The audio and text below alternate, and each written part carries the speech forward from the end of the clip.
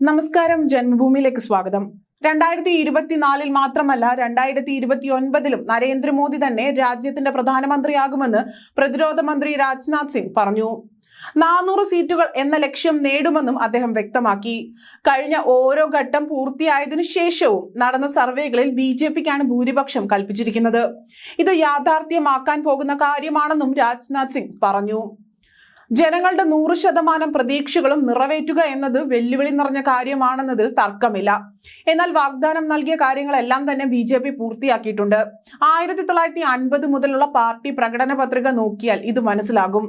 ഞങ്ങൾക്ക് എന്നൊക്കെ ഭൂരിപക്ഷം ലഭിച്ചോ അന്നെല്ലാം വാഗ്ദാനങ്ങൾ പാലിക്കുകയും അവ നടപ്പിലാക്കുകയും ചെയ്തിട്ടുണ്ട്. ആഗോളതലത്തിൽ ഇന്ന് രാജ്യത്തിന് ലഭിക്കുന്ന സ്ഥാനം ചെറുതല്ല. സർക്കാരിന്റെ പ്രവർത്തന രീതി കണ്ടുകൊണ്ടാണ് ആളുകൾ BJPയിൽ വിശ്വാസം അർപ്പിക്കുന്നത്.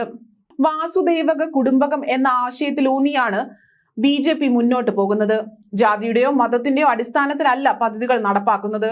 സാമൂഹിക ക്ഷേമ പദ്ധതികൾ നടപ്പിലാക്കുന്നതിൽ എന്തെങ്കിലും തരത്തിലുള്ള വിവേചനം ഉണ്ടായിട്ടുള്ളതായി കേട്ടിട്ടുണ്ടോ?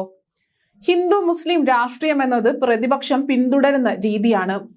പ്രതിപക്ഷം ഇപ്പോൾ തന്നെ അവരുടെ പരാജയം അംഗീകരിച്ചു കഴിഞ്ഞിരിക്കുകയാണ്. നരേന്ദ്രമോദി വീണ്ടും പ്രധാനമന്ത്രിയാകുമെന്നും അവർക്കറിയാം.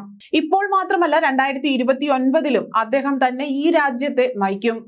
മോദിയെ പ്രധാനമന്ത്രിയായി ആദ്യഘട്ടത്തിൽ തന്നെ BJP കൃത്യമായി അവതരിപ്പിച്ചു കഴിഞ്ഞു.